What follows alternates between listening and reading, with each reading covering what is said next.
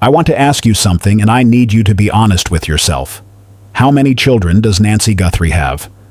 If you said 2, Savannah and Annie, I understand. Because that is what 32 days of coverage has taught you. 2 daughters, 1 famous, 1 under suspicion, a son-in-law who didn't speak for 29 days, a car that sat in evidence, a profiler on national television asking if one sister suspects the other. But Nancy Guthrie has 3 children. She always had 3. And the third one, her firstborn, the one who buried his father beside her when he was 24 years old, and she was left alone with a family to raise, has been missing from this conversation since February 7th. Not missing like Nancy, missing like someone who walked out of a room and nobody looked up from what they were doing. His name is Cameron Guthrie, Colonel Charles Cameron Guthrie. He flew F-16 fighter jets for 26 years, retired at the rank of colonel, 1 step below general. Savannah called him the pride of our family and one of this country's finest.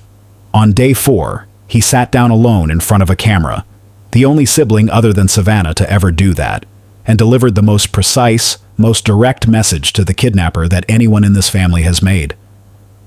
He did not cry. He did not break.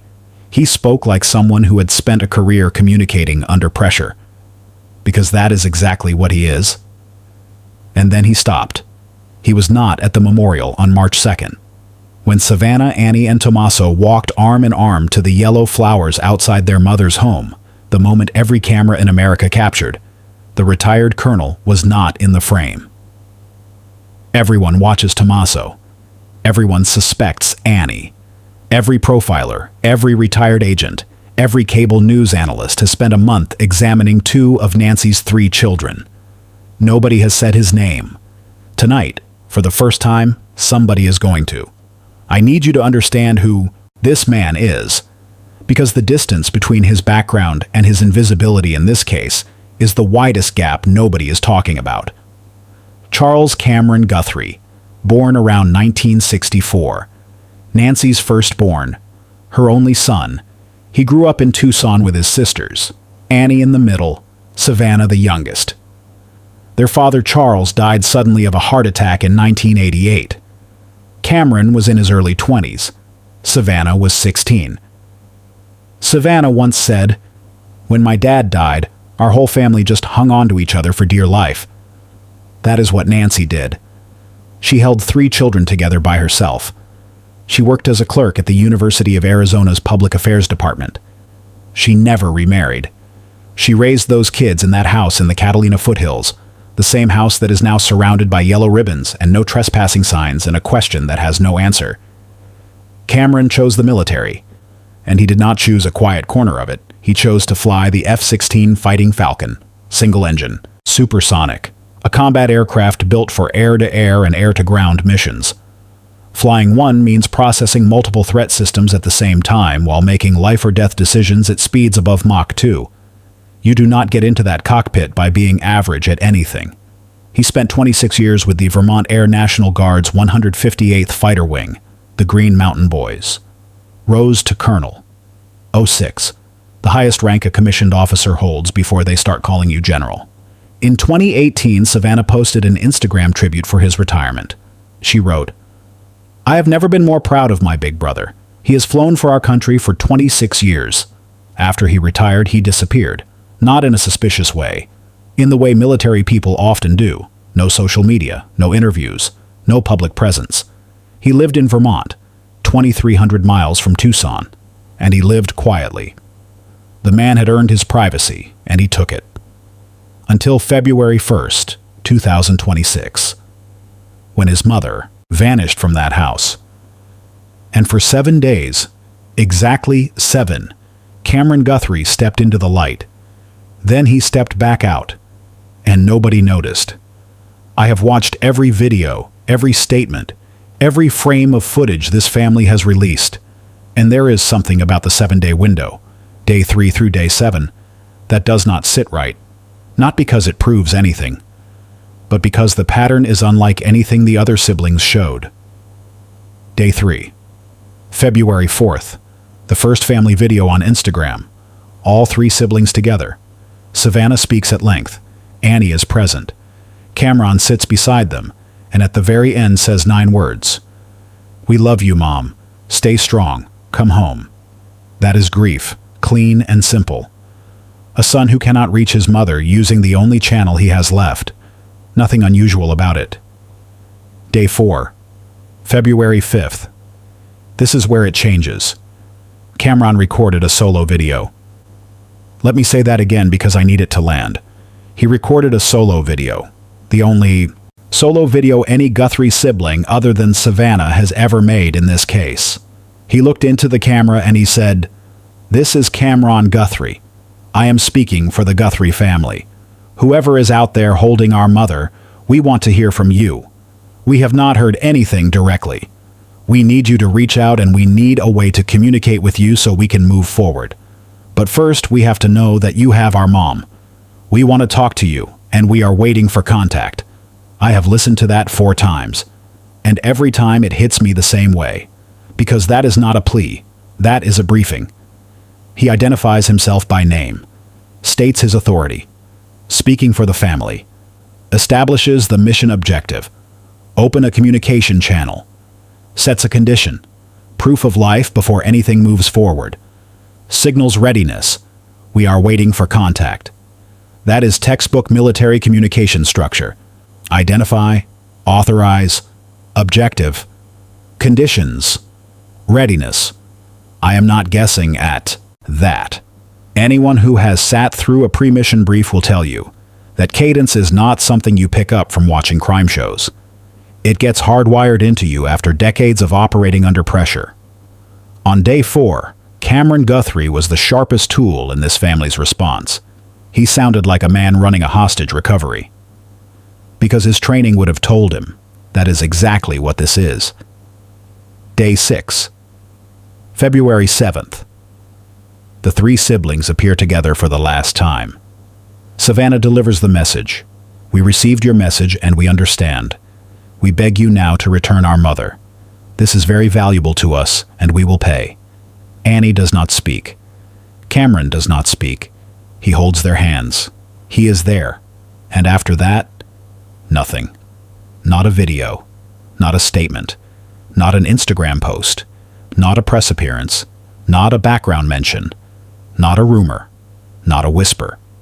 27 days of silence that has generated exactly 0 public discussion. And the thing that makes my chest tight is not the silence itself. People grieve differently. People process differently. I understand that. What I cannot shake is the transition. He did not trail off. He did not slowly fade. He went from the most operationally engaged member of this family, the one who sounded like he was running the response, to completely gone in 48 hours. That is not a drift. That is a decision. Something happened between day 4 and day 7 that changed his calculation about what his role should be. I do not know what, but something changed. Let me take you to the memorial, because this is where the absence becomes impossible to ignore if you are paying attention. March 2nd, day 30. The most significant public moment in this case since the investigation began. Savannah, Annie, and Tommaso walked arm in arm to the growing tribute outside Nancy's home. Yellow flowers, handwritten cards, candles. They laid their own bouquet.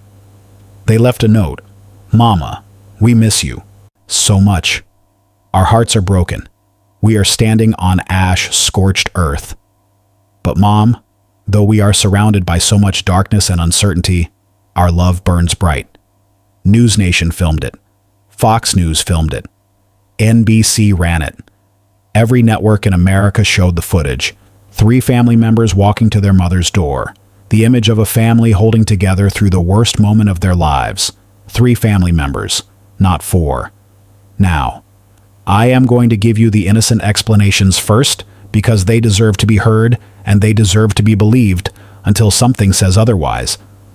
Cameron lives in Vermont, 2,300 miles. He may have flown home after the first week to be with his own family. He may have had professional obligations he could not push. He may have been told by investigators or by attorneys that his continued presence in Tucson was not necessary. He may have been helping behind the scenes in ways that the public will never see. Not every family member can sit in another state for a month. That is real life. I respect it completely. But think about what the memorial was. It was a statement. It was planned. It was the family saying to the cameras and to the country, "We are still here. We are still together. We are not giving up." When Tommaso showed up after 29 days of silence, the entire internet noticed. People said, "Finally, he showed his face." When Annie walked arm in arm with Savannah, people said, "The sisters are united." The memorial was choreographed to show unity. And the brother, the firstborn, the only son, the one Savannah called the pride of our family, was not part of it. If Tommaso's 29 days of silence was enough to make him the internet's prime suspect, if Annie's 22 days of silence was enough for an FBI profiler to speculate on national television about whether Savannah suspects her, then what does it mean that Cameron's 27 days of silence has generated zero conversation? It means nobody was looking. And the reason nobody was looking is because the spotlight on Tommaso and Annie has been so intense that the eldest child of the missing woman has been standing in total darkness since February 7th, and not a single person in America thought that was worth mentioning. Every conversation about financial motive in this case has been pointed at one household. Annie and Tommaso's, a poet and a teacher, modest home, middle-class income.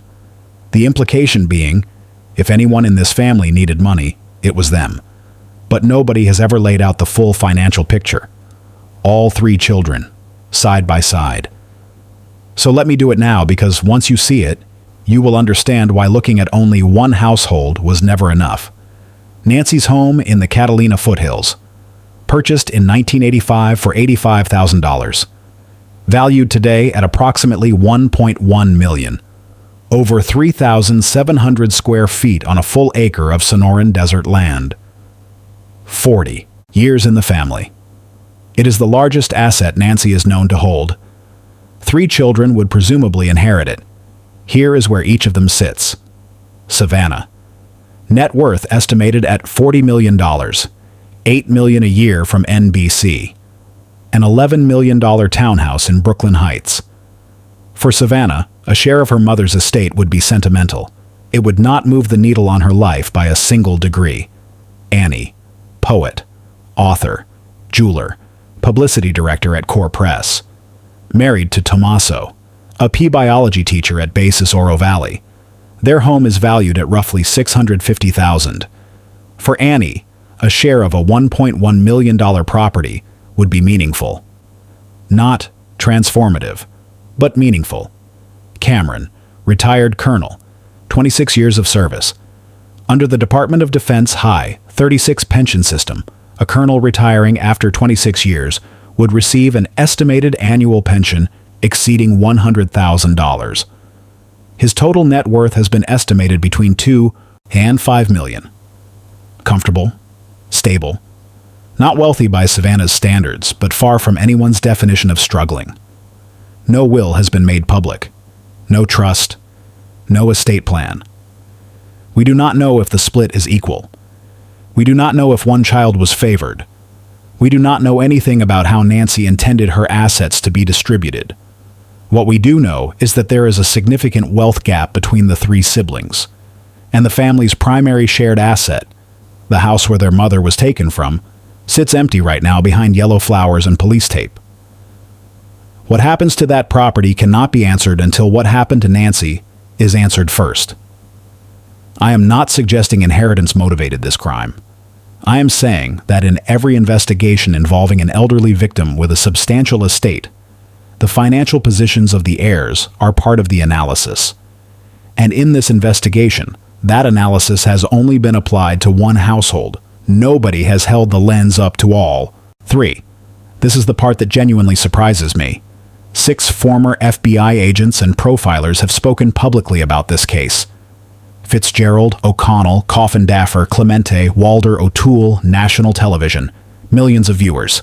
Hundreds of hours of analysis. Not one of them has mentioned Cameron Guthrie. Fitzgerald speculated about the dynamics between Savannah and Annie on Megyn Kelly. Did not mention the brother. O'Connell analyzed the car on the same program. did not mention the brother. Clemente profiled the suspect as someone with inside knowledge or a fixation on Savannah. Did not mention the brother. Walder said it was someone obsessed with Savannah or angry about something she did. Did not mention the brother. Coffindaffer debunked the car theory and analyzed the search protocols. Did not mention the brother. This could mean investigators cleared Cameron so thoroughly that there is nothing to discuss. His Vermont residence, his military career, his distance from Tucson. All of it may put him so far from the evidence that no expert sees the point. Or it could mean what I think it means. Nobody looked. Because here is what bothers me. Fitzgerald's framework, the one he used on Megyn Kelly, the one that generated more discussion than anything else in this case, was built on behavioral patterns. Who has inside knowledge? Who went silent? Who behaved differently from what you would expect? Those were his criteria, and by every single one of those criteria, Cameron's pattern is as notable as Annie's. In some ways more so. Annie went silent for 22 days and the country erupted. Cameron went silent for 27 days and nobody blinked. Annie reappeared at the memorial and people breathed a sigh of relief. Cameron did not show up at all and nobody noticed he was gone. The absence of questions is itself a question, and it is the question I cannot stop asking. I need to say this carefully because it is speculative and I want you to hear it that way. The suspect on Nancy's porch is described as 5'9" to 5'10", medium build, possibly 30s or 40s based on gait analysis. Cameron is approximately 61. Those physical descriptors do not match a 61-year-old retired colonel. But nobody believes one person did this alone. The walkie-talkie antenna, the full backpack, the 41-minute window executed with zero wasted time. The suspect knew where the camera was, knew the house layout, knew Nancy's schedule, knew she would be alone after dinner, knew her medication routine, knew things that a stranger would not know. Clemente said the suspect either stalked Savannah from the outside or had a known connection to the family that gave him inside access to the house, the schedule, and Nancy's vulnerability. Cameron grew up in that house. He knows the neighborhood. He knows the family's patterns. He knows his mother's medical needs. He knows things about Nancy's daily life that no pool cleaner or delivery driver would ever learn. That does not make him involved. It does not come close. What it makes him, like Annie, like Tommaso, like Savannah herself, is someone who existed in the information chain. Someone whose knowledge of the family, if it ever reached the wrong person through any channel at any point, could have enabled this crime without their awareness or participation. The question is not whether Cameron is guilty. There is no evidence of that. Zero. The question is whether investigators have mapped his information chain, his contacts, his networks, his connections in Vermont and Arizona and everywhere in between, with the same intensity they mapped Annie and Tommaso's, and whether the public silence around his name means he has been cleared beyond doubt or simply overlooked because someone else was making more noise. Let me give you the strongest argument against everything I have just said, because you deserve it at full strength, and I would not respect you if I held any of it back. Cameron Guthrie is a decorated military officer who served his country for 26 years in one of the most demanding roles the military has. He has no criminal history, no controversies, no known financial distress. He lives 2,300 miles from the crime scene. He flew to Arizona the moment his mother disappeared. He made the most operationally precise plea to the kidnapper of anyone in the family. And then he almost certainly returned to Vermont because he has a life and a family and responsibilities that did not pause, because his mother was taken. His silence after day 7 may be nothing more than a private man going back to his private life, while his more public sister carried the media work.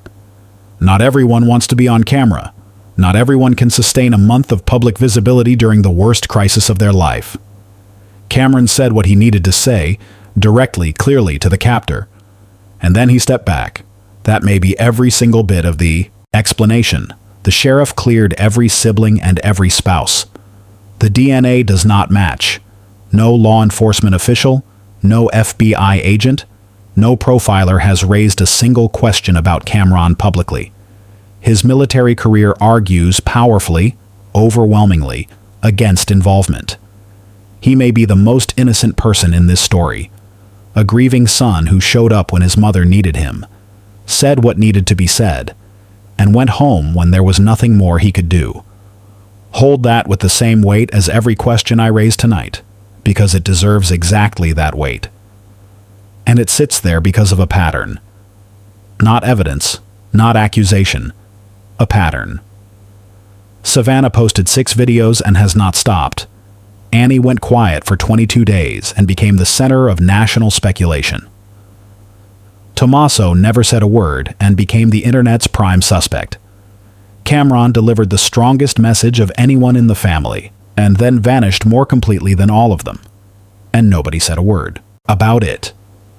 In any other case, the eldest biological child of a missing woman going silent after the first week while the investigation intensified would be discussed. A retired military officer with operational training disappearing from public view after delivering a structured tactical message to a captor would be analyzed by at least one expert on at least one program. It did not happen, not because the question is wrong, but because the light on Tommaso and Annie burned so hot that nobody could see the person standing just outside it. Nancy had 3 children. She raised all 3 of them in that house. She held all 3 of them together after their father died. And now 2 of them are examined every day by millions of people, and the 3rd has been invisible since the 7th of February. In a case built on behavioral patterns and inside knowledge, and the question of who went silent and why, his absence from the conversation might be the single most overlooked detail in this entire investigation. Nancy Guthrie is 84 years old. She has a pacemaker. She needs medication every day that she has not taken in 33 days. She raised those 3 children by herself after she buried her husband. She held that family together when everything fell apart. And now she is somewhere. And the people who took her have not proven she is still alive. $1 million. Cash. Anonymous. 1-800-CALL-FBI.